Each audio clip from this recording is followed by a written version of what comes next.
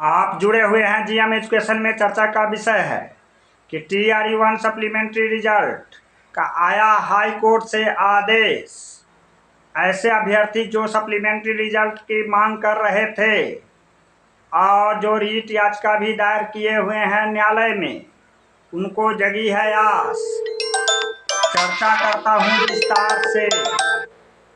अब सबसे पहली बात है कि बिंदुवार चर्चा करते हैं कि जो हाई कोर्ट का आदेश आया है TRE-1 सप्लीमेंट्री रिजल्ट 1151 का, इसमें हम चर्चा करते हैं कि क्या ऐसे भी पेटिशनर हैं जो अलग अलग अधिवक्ताओं के साथ केस चल रहा है TRE-1 सप्लीमेंट्री रिजल्ट के बारे में। एक एक करके उस पर चर्चा करेंगे।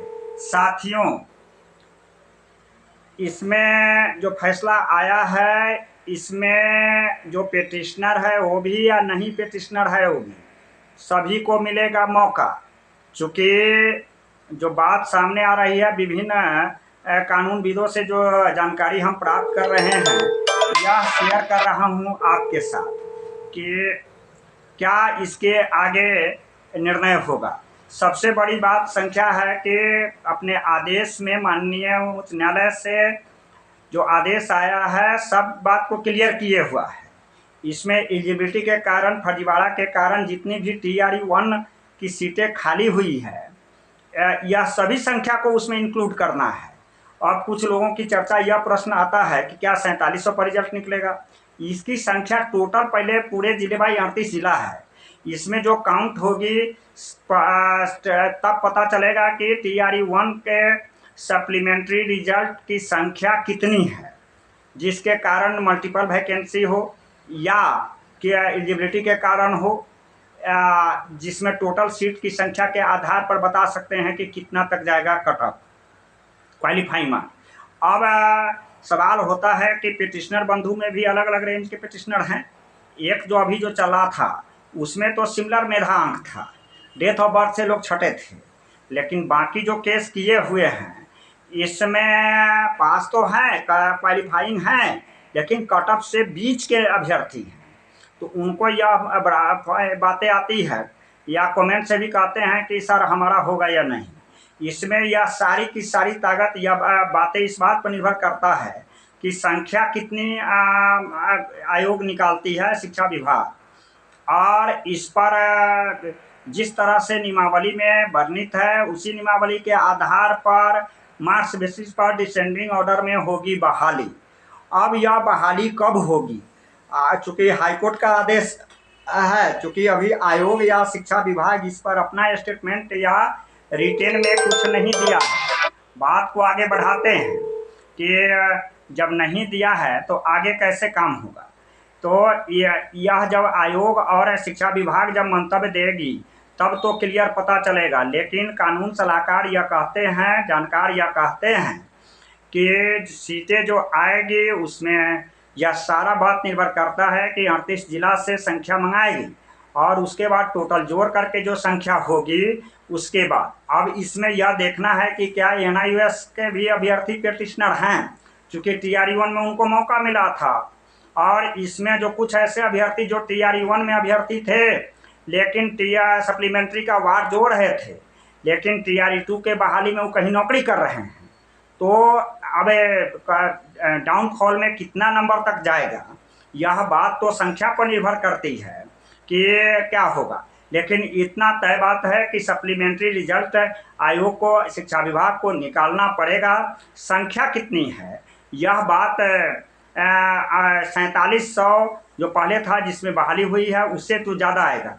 टोटल की टोटल रिक्तियाँ जो वैकेंट सीट है इस पर निर्भर करता है कि कितनी संख्या सरकार शो करती है कि हमारे पास एम्प्टी सीट है विभिन्न रीजनों से, जिस पर होगी बहाली। इसलिए पूरे प्रदेश के ऐसे अभ्यर्थी जो सप्लीमेंट्री रिजल्ट की बाट जोड़ रहे हैं, पूरी की पूरी नज़र अपनी अपनी संख्या जिलावार से कितनी भेजी जा रही है राज्य को, और राज्य टोटल कितनी पर वैकेंसी निकालती है इस बात पर निर्भर करता है। अब यह सवाल होता है कि इसमें वक्त कितना लगेगा, समय कितना लगेगा। अब इसमें जो TRE-1 के सप्लीमेंट्री रिजल्ट की बात जोड़ रहे थे उसमें कुछ की बहाली तो TRE-2 में हो गया, अब TRE-3 की भी पेपर होने वाला है। तो इसमें भी निर्भर करता है कि इसका है।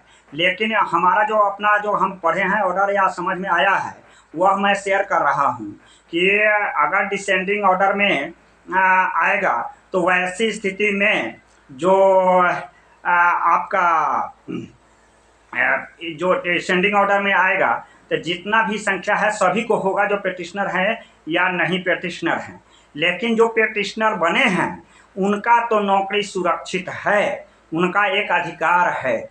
अब कुछ मैं अधिवक्ता का कहना है कि पहले पेटिशनर का हो जाएगा, उसके बाद में जो रिमाइंडर बचेगा उसमें ऑर्डर में होगा। यही मंतव्य हम आयोग और शिक्षा विभाग की का क्या मंतव्य है इस पर जिज्ञासा जारी है कि लोगों का कि क्या होगा। लेकिन इतना तय बात है कि सप्लीमेंट्री रिजल्ट अगर एलिजिबिलिटी की टोटल संख्या काउंट होती है तो हम लोग जो एनालिसिस कर रहे हैं कि कट ऑफ जो पार किए हुए हैं, क्वालिफाइंग जो मार्क्स किए हुए हैं, उन सभी को मिल सकता है मौका। आगे देखिए क्या होता है। आप जुड़े हुए हैं जीएम एजुकेशन में, मेरा संपर्क सूत्र है 9308579942। अभ्यर्थी की जिज्ञासा और चिंता सता रही है रोजगार की अभिशाप। इसमें निगाहें टिकी है सप्लीमेंट्री रिजल्ट की संख्या पर।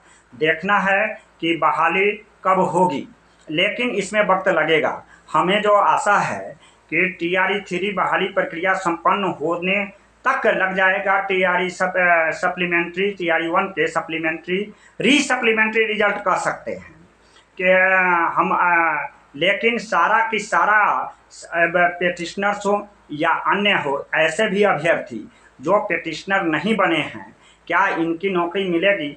यह बात पर निर्भर करता है कि शिक्षा विभाग संख्या कितनी आयोग के पास में भेजती है।